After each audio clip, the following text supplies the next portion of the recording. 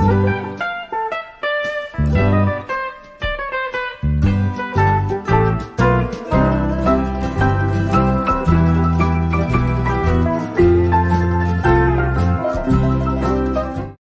सभी को, मैं मत्तू केवट।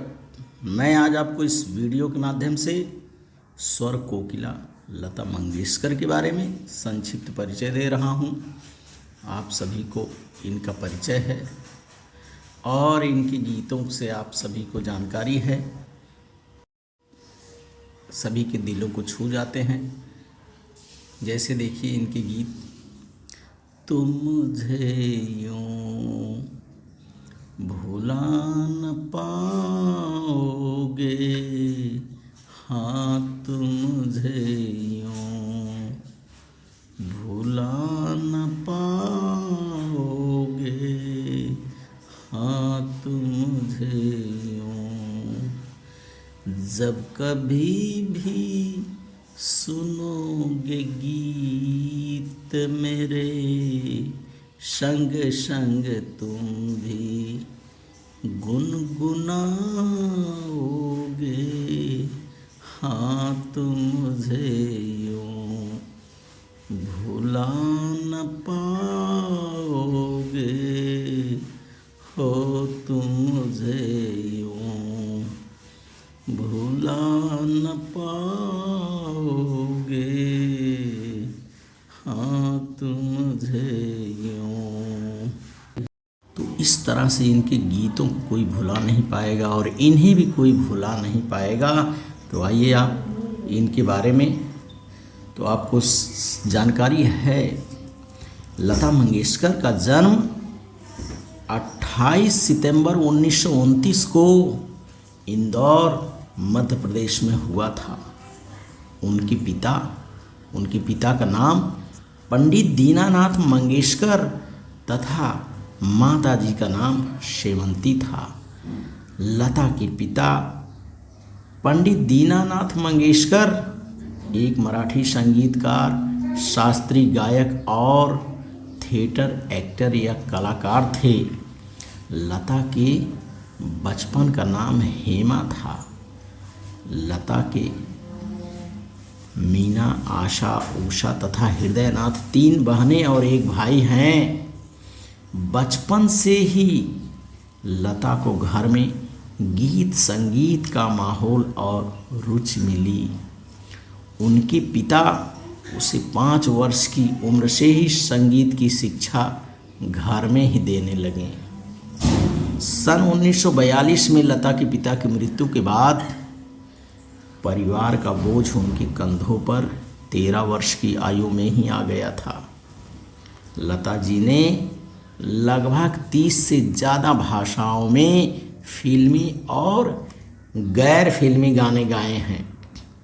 इन्हें स्वर साम्राज्ञी, राष्ट्र की आवाज़, सहस्राब्दी की आवाज़, भारत कोकिला तथा स्वर कोकिला के नाम से जाना जाता है। यह भारतीय सिनेमा की पार्श्व गायिका थी। लता मंगेशकर को भारतीय संगीत में महत्वपूर्ण योगदान, भारतीय सिनेमा की पार्श्व गायिका थी।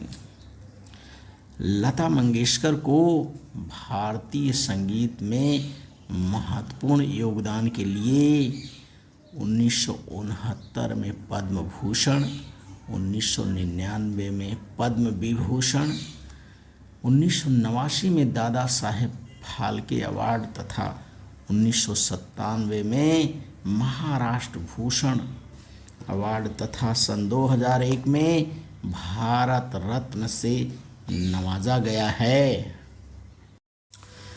भारत रत्न लता मंगेशकर के आवाज़ की दीवानी पूरी दुनिया है। इतनी सुरीली आवाज़ ना कभी थी न कभी होगी। पिछले 6 दशकों से भारतीय सिनेमा को अपनी आवाज़ दे रही थीं। 1942 से 1990 तक 30,000 से भी ज़्यादा गाने गाए, जो एक रिकॉर्ड है। स्वर कोकिला लता मंगेशकर के कोविड पॉजिटिव होने की पुष्टि 8 जनवरी को हुई थी, जिसके बाद उन्हें मुंबई के ब्रिच कैंडी अस्पताल में भर्ती कराया गया था। रविवार 6 दिसंबर 2022 को सुबह 8:12 पर उन्होंने अंतिम सांस ली। 6 फरवरी 2022 दिन रविवार को मुंबई के शिवाजी पार्क में राजकीय सम्मान के साथ अंतिम संस्कार किया गया। लता मंगेशकर के निधन पर सोमवार 7 फरवरी अर्थात दिन सोमवार को एक दिन के राजकीय शोक या सार्वजनिक अवकाश की घोषणा की गई है। तो इस तरह से इस वीडियो के माध्यम से लता मंगेशकर के बारे में हमने संक्षिप्त परिचय प्राप्त किया और इनके गीत संगीत पूरी दुनिया में गूंजते हैं। देश के प्रति समर्पित इनके गीत ऐ मेरे वतन के लोगों जो सबके दिलों में बसता है। तो इस तरह से इस वीडियो के माध्यम से स्वर कोकिला लता मंगेशकर के बारे में आप संक्षिप्त परिचय प्राप्त करिए। धन्यवाद सभी को।